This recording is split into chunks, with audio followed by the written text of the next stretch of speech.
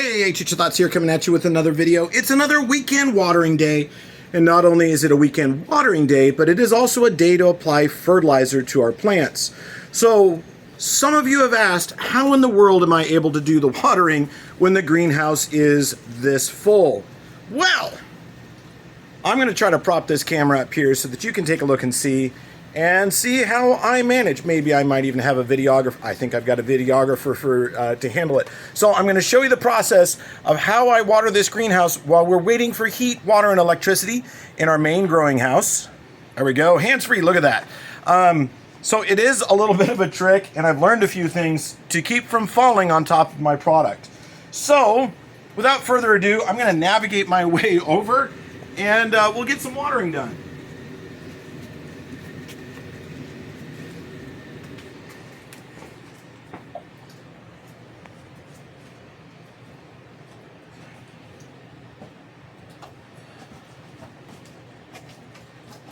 So it is kind of tricky. You got to have great balance because we have more plants than what we can honestly fit in here. As long as I've got a counterweight out in front of me, I will be okay. A little bit of scooching along the sides, making sure each of those plants gets enough water to get it through till Monday. So we won't actually be watering tomorrow. We're going to take a day off, but this should definitely carry it through till then. Part of that is we've had some snow, so the humidity is up, which means the water's not going to evaporate quite as quickly off of our plants, and it gives me an opportunity to have a little break. Once we roll into March, that's not going to be a thing. We'll pretty much have to water every day.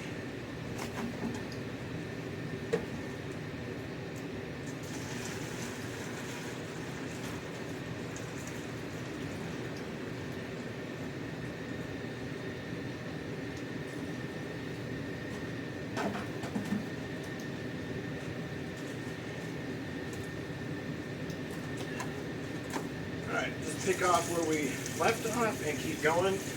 What I'm watering now is our Solar Tower Black, which is a Ipomia or sweet potato vine.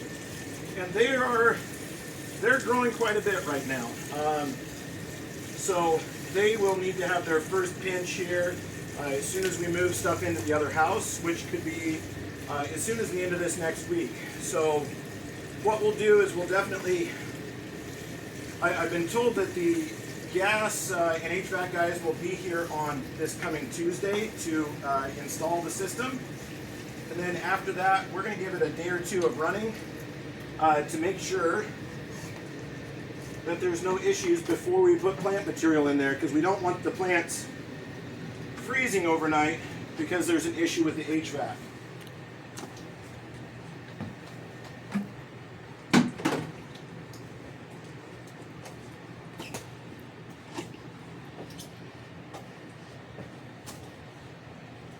There you go. Quite a trick to get around that, but we're doing it. We're getting the watering done. We're getting the fertilizer. It's just a temporary thing. Really hoping that everything goes smooth this next week. And you know, the other reason I want to make sure that the greenhouse runs and maintains heat for at least 2 days prior to putting in plant material is we have a Arctic cold snap coming in. And we will be single digits. I think Tuesday's forecast to be 1. And for those of you across the pond, it's 1 Fahrenheit, not 1 Celsius. It's 1 Celsius right now. Yeah, it's going to be pretty cold this next week. Some of our plants, like the sweet potato vine, they really don't like to get down below 45 degrees. If they do that, they actually have a cold wilt that happens, and it looks like they've dried out, but they're just, it's a cold response because they're a tropical plant. Last count in here, including some of my unpatented material that I took cuttings of, we've got just over 2,000 plants in here. So financially, if we were to lose them, that would be a big hit. There's enough plant material here to make just over 400 baskets. So that's going to be our main driver and main fundraiser for our program this year. Other news coming up, we will definitely be having the seminar, and we are going to be pre-sailing our baskets starting on Monday. So those of you that are local, if you haven't caught this already, you're going to have the opportunity to reserve your basket ahead of time.